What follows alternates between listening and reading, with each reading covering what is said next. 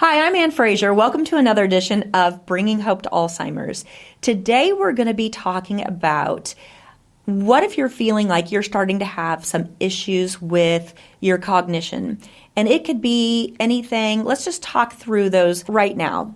It could be that you are waking up just feeling kind of foggy. Like, have you ever woke up in the morning and you feel like, oh my gosh, did a truck hit me? Like, you can't remember what day it is, what time it is, whatever. So you just slept really hard. Or let's say during the day you feel like you're just not quite on point. Like you're not as sharp as you normally are, being able to, answer things or think through things. What if you're starting to have trouble where when you're talking, you can't come up with a word?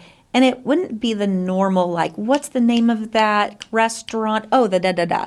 It's not that. It's where you literally cannot think of a word, or your mind goes blank. You're talking to someone, and this has happened to me before, where someone drops a fork, and you look over, and you come back, and you're like, what was I saying again?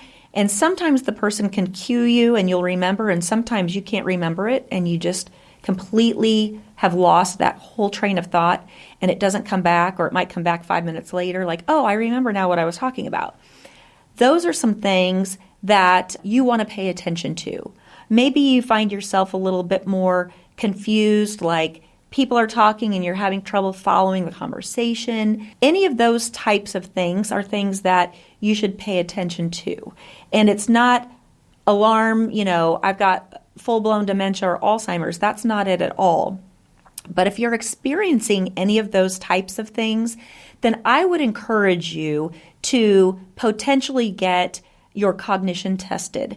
And so as for Night of Hope, one thing that we've really decided we want to do is serve Kansas City well.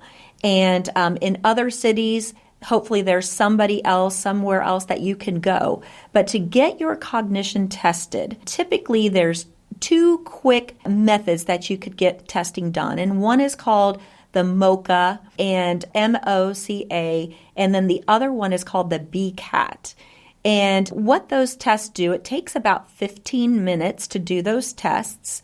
And you sit down with someone who is a certified person in one test or the other, and they're going to ask you questions. And so you're going to answer those questions. Some of them include drawing, some of them include memory, some of them include numbers. There's all types of things that they're testing, and it is just a quick snapshot of just that day, where your brain is right then at that moment.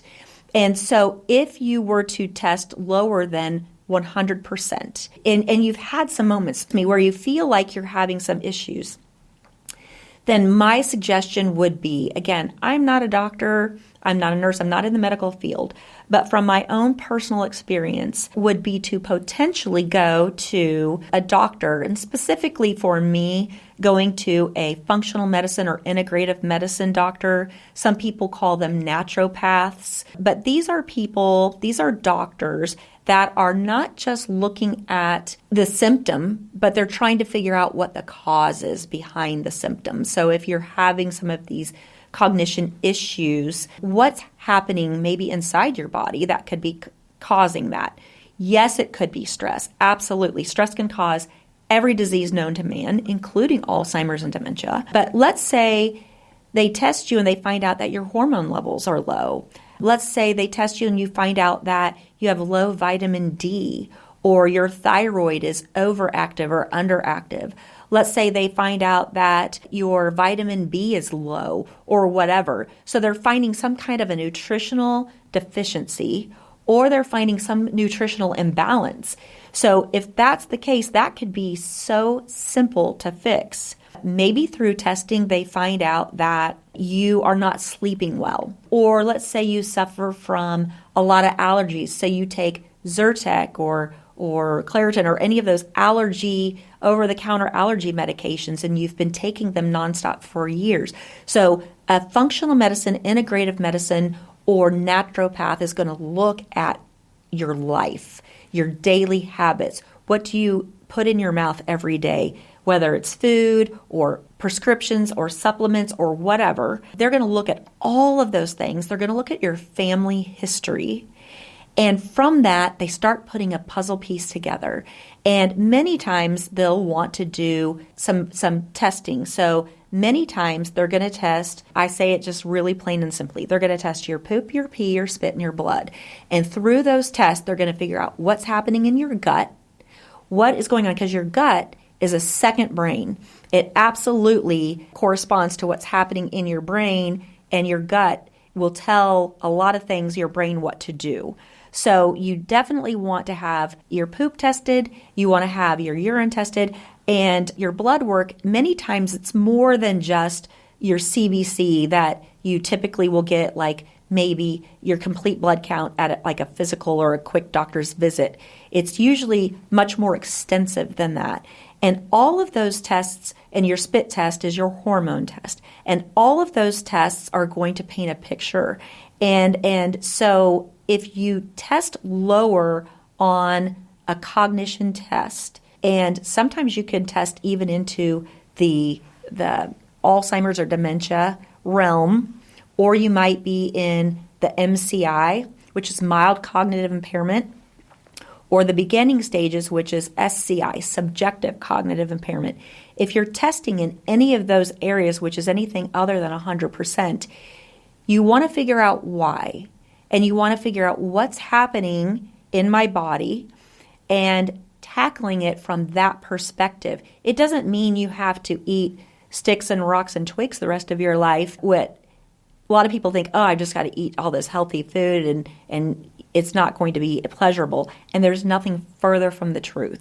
So yes, eating your vegetables is huge. I eat mostly vegetables. I do eat proteins. And so I eat some fruit. I eat very little fruit because of the sugar content.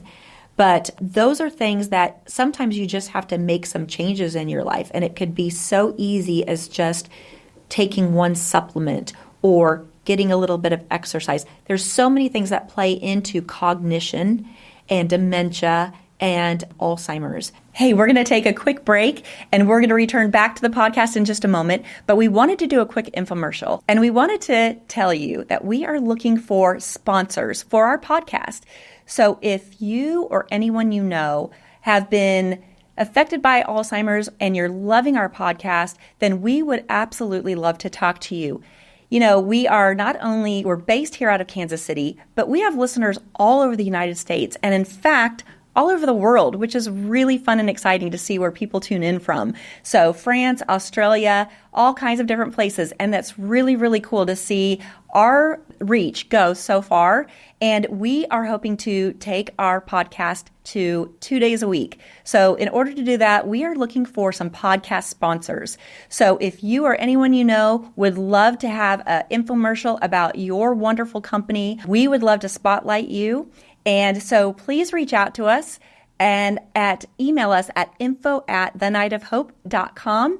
And we will reach out to you and we can talk about all the different levels that we have. You can sponsor for 1 month, 3 months, or a year. We'd love to talk to you about that. So thanks so much. And again, reach out to us by emailing us at info@thenightofhope.com. Thanks so much. Now we'll return back to the podcast. So if you haven't heard this before, Alzheimer's is considered 3 things. It is considered an inflammatory disease, it is considered a lifestyle disease, and it is also considered type 3 diabetes. So it is extremely sugar-fed, and that's hard. It's hard not to have sugar in your diet. Never mind cakes and cookies and pies and all of that. Just looking at ketchup or looking at a marinara sauce can have higher levels of sugar than what you really need. So there's a lot of things that you can pay attention to. And so bringing it all the way back to what we talked about at the beginning is if you're starting to notice any of the things that I spoke about at the beginning, then my suggestion would be maybe just taking a cognition test along with seeing a doctor, whether that's your regular doctor or going to a functional or integrative medicine doctor would be my suggestion, because they'll just look at things a little differently.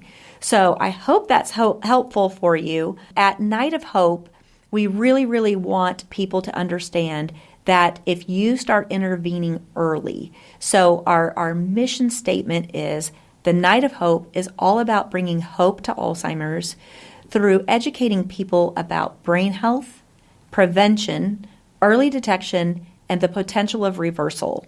And if you're able to pinpoint some things and change a few things in your life, and that clears everything up, then you don't have to go down that road where you get really scared or fearful.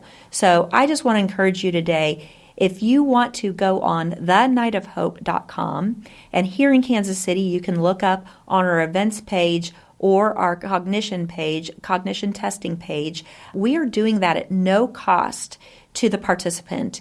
And so you'll get to see the schedule and you can sign up. We fill up very quickly. So we were going to start out doing it quarterly, but we've had such an overwhelming response that we're now doing it at least once a month. And we may be picking that up even more. So if that's something, and you live in the Kansas City or surrounding area, that's something you're interested in, please go on our website, thenightofhope.com. And also, if you have not heard about our Ambassador of Hope program, I want to encourage you also to think about giving to our charity on a regular monthly basis, whether it's $5 a month or whatever amount. That will help us continue to do the cognition testing. It'll help us continue to do the different things that we do in the community, like speaking engagements and mentoring coaching to families that are kind of at their wits' end and don't know where to go and what to do. There's a lot of things that we're offering to people that it just takes money to be able to do, and that's where those funds go. We have the brain box coming out and so many more things. So we would appreciate any support you could give us, and we are grateful for it. So thank you so much, and we'll look forward to seeing you next time on Bringing Hope to Alzheimer's.